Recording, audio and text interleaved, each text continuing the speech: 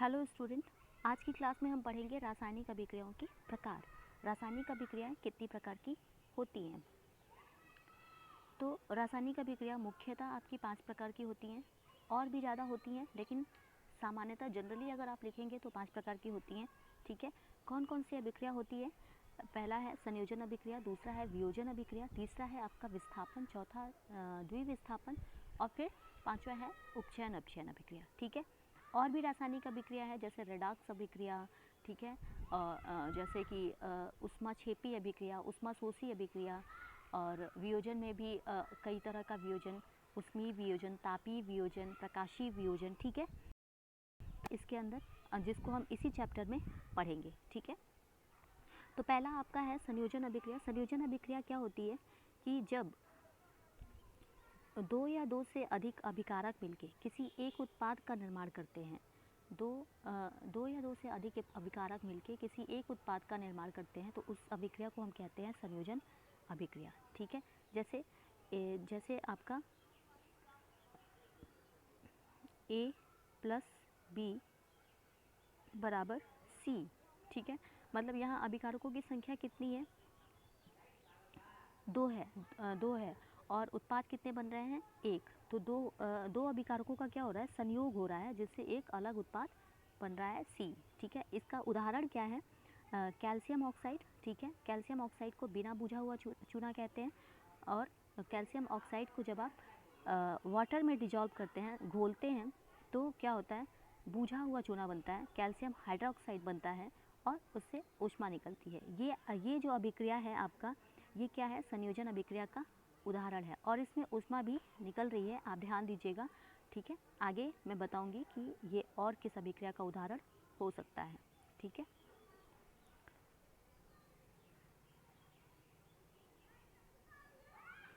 एक तथ्य है जो आपको जानना चाहिए, क्योंकि एनसीईआरटी की जो बुक होती है दोस्तों, ये बुक बहुत ही साइंटिफिक होती है, और जो भी आप कंपटीशन या पेपर बाद में भी देते हैं, तो एनसीईआरटी के ही अंदर से क्वेश्चन बनते हैं, एक एक टॉपिक से एक एक चीज़ से क्वेश्चन बन जाते हैं। तो ये आपने देखा कि जब कैल्शियम ऑक्साइड को वाटर में डिजॉल्व करते हैं तो क्या बनता है? बुझा हुआ चूना, यानी कैल्शियम हाइड्रोक्साइड, और उसमें ऊष्मा भी उत्पन्न होती है। देखिए ये क्या दिखा है, क्या आप जानते हैं? ऊपर की अभिक्रिया में निर्मित बुझे हुए चूने के विलयन का उपयोग क्या करते हैं हम? दीवारों को सफ़ेद करने में, सफ़ेदी करने के लिए किया जाता है। कैल्शियम हाइड्रोक्साइड जो होता है, ये कैल्शियम हाइड्रोक्साइड यानी कि क्या है?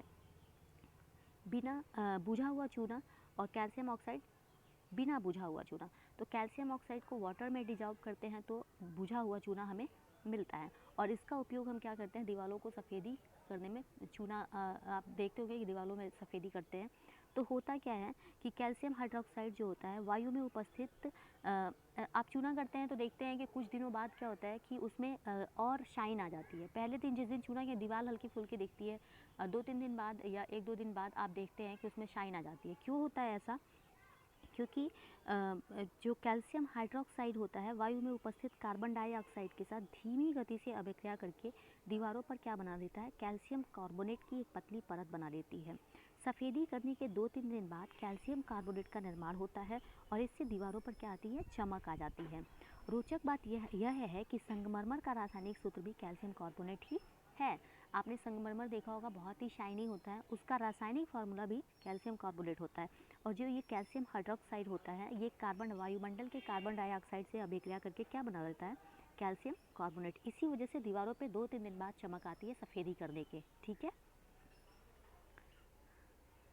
अब देखिए कोयले का दहन, जैसे कार्बन और ऑक्सीजन, ये आपका सिंपल उदाहरण है। कार्बन और ऑक्सीजन मिलकर क्या बना रहे हैं? Carbon dioxide. कौन सी अभिक्रिया है?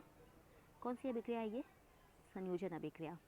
अब देखिए यहाँ पे भी हाइड्रोजन और ऑक्सीजन मिलकर क्या बना रहे हैं? वाटर। कौन सी अभिक्रिया? संयोजन अभिक्रिया। आगे चलिए,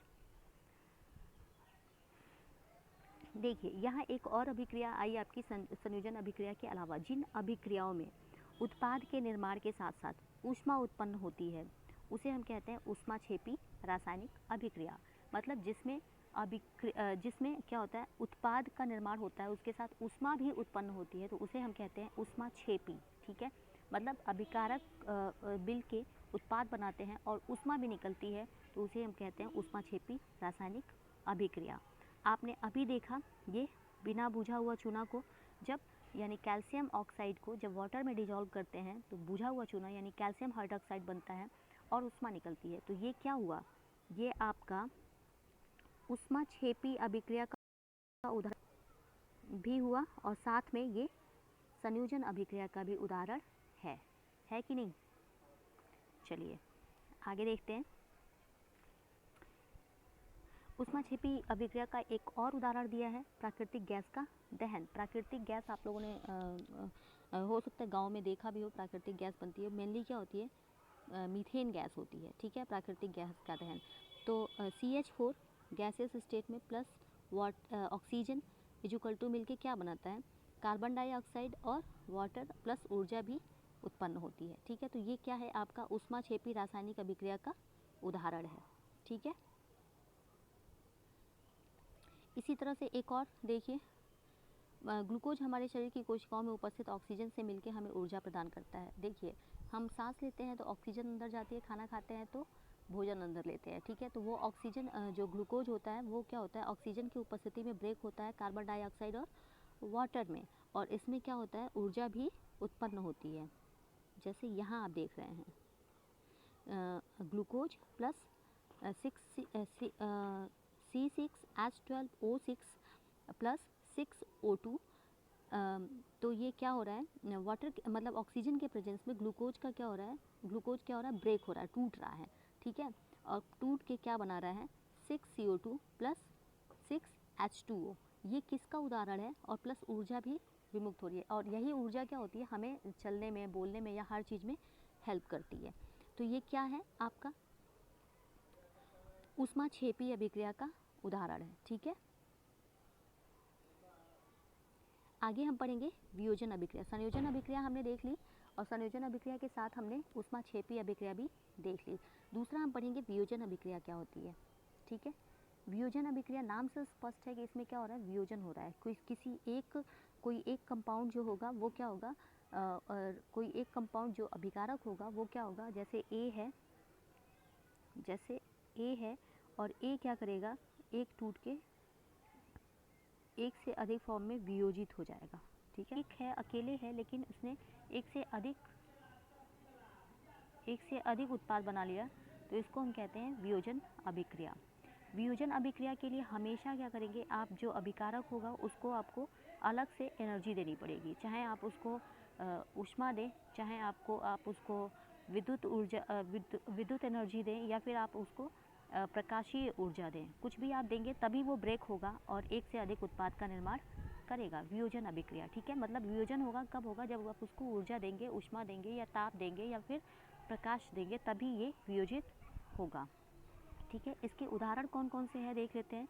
तो इस आधार पर वियोजन अभिक्रिया 3 तरह की होती है। ऊष्मीय वियोजन जब ऊष्मा देते हैं, तापीय वियोजन जब उसको कहीं से भी ताप देते हैं, और प्रकाशीय वियोजन जब प्रकाश की उपस्थिति में ऐसा होता है। देखिए ऊष्मा देके या तो उसका वियोजन किया जा सकता है, या तो इलेक्ट्रिक पावर विद्युत ऊर्जा देके उसका वियोजित किया जा सकता है, या फिर सनलाइट देके उसको वियोजित किया जा सकता है। तीनों के उदाहरण हैं, तीनों देख लीजिए आप कौन कौन से उदाहरण हैं इसके। देखिए पहला है कि फेरस सल्फेट। फेरस सल्फेट क्या होता है, फेरस सल्फेट का जो फार्मूला होता है, फेरस सल्फेट है, इसको फेरस सल्फेट का जो फार्मूला होता है FeSO4 × 7H2। अगर आप इसको क्रिस्टल फॉर्म में देखेंगे तो ये आपका फेरस सल्फेट का फार्मूला है, ठीक है। फेरस सल्फेट को जब ऊष्मा देते हैं तो क्या होता है, वो अपना वो किस में चेंज हो जाता है, फेरिक ऑक्साइड में चेंज हो जाता है, सल्फर डाइऑक्साइड गैस और सल्फर ट्राईऑक्साइड गैस का निर्माण करती है। तो ये क्या हो रहा है, एक अभिकारक है जो एक से अधिक उत्पाद में बदल गया। किस में बदला, फेरिक ऑक्साइड, सल्फर डाइऑक्साइड तथा सल्फर ट्राईऑक्साइड। ये आपका किसका हो गया, ऊष्मीय वियोजन का उदाहरण हो गया। आगे देखिए कैल्शियम कार्बोनेट, ये भी आपका ऊष्मीय वियोजन का उदाहरण है। कैल्शियम कार्बोनेट को ऊष्मा देने पे क्या हो रहा है, कैल्शियम ऑक्साइड तथा कार्बन डाइऑक्साइड में चेंज हो रहा है। तापीय वियोजन का उदाहरण देखिए लेड नाइट्रेट। लेड नाइट्रेट को जब आप टेम्परेचर देते हैं तो क्या हो रहा है कि वो लेड ऑक्साइड में परिवर्तित हो रहा है, साथ ही नाइट्रोजन डाइऑक्साइड तथा ऑक्सीजन निकल रही है, ठीक है। लेड नाइट्रेट को जब आप ताप देते हैं, टेम्परेचर देते हैं, तो वो किस में बदलता है? लेड ऑक्साइड, नाइट्रोजन डाइऑक्साइड और ऑक्सीजन। ये क्या हो गया? तापीय वियोजन का उदाहरण हो गया। ठीक है, अगला प्रकाशीय वियोजन क्या होता है? जैसे सिल्वर क्लोराइड है या फिर सिल्वर क्लोराइड या फिर सिल्वर ब्रोमाइड, ये आप देख रहे हैं सिल्वर क्लोराइड, सिल्वर ब्रोमाइड।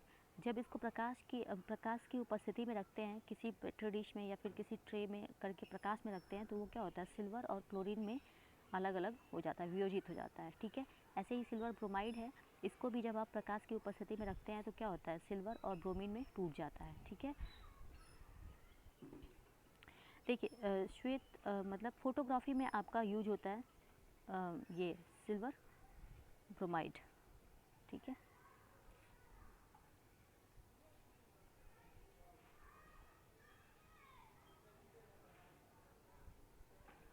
अब आपका अभ्यास प्रश्न आता है कि देखिए इसके पहले आपने जो संयोजन अभिक्रिया देखी थी और जो भी आपने अभी देखा था उसके आधार पे आपको ये प्रश्न सॉल्व करना है। किसी पदार्थ X के विलयन का उपयोग सफ़ेदी के लिए किया जाता है, तो ये कौन सा पदार्थ है जिसका उपयोग सफ़ेदी के लिए किया जाता है? बताइए आप लोग। ये है कैल्शियम ऑक्साइड। तो X का नाम और सूत्र लिखना है आपका, क्या है? CaO, और सूत्र क्या है? Calcium oxide. ऊपर में लिखे पदार्थ X की जल के साथ क्या अभिक्रिया होगी? तो जल के साथ जब आप अभिक्रिया करते हैं तो क्या बनाता है? वो कैल्शियम हाइड्रोक्साइड बना लेता है और ऊष्मा उत्पन्न होती है। ठीक है, क्रियाकलाप 1.7 में परसनली में एकत्रित गैस की मात्रा दूसरे से दोगुनी होती है, दोगुनी क्यों है? उस गैस का नाम बताइए। तो इसके लिए आपको क्रियाकलाप 1.7 देखना पड़ेगा, जो मैं आगे की क्लास में बताऊंगी। ठीक है, अभी के लिए इतना ही। और दोस्तों, अगर आपको ये लेक्चर पसंद आ रहा है, समझ में आ रहा है आपको, तो आप इसको लाइक करिए, शेयर करिए अपने दोस्तों में, और सब्सक्राइब भी कीजिए। और अगर आपका कोई सुझाव है तो वो भी मुझे बताइए, मैं आपके सुझाव को मेंशन करने की कोशिश करूँगी और इसको और बेहतर बनाने का प्रयास करूँगी। Thank you.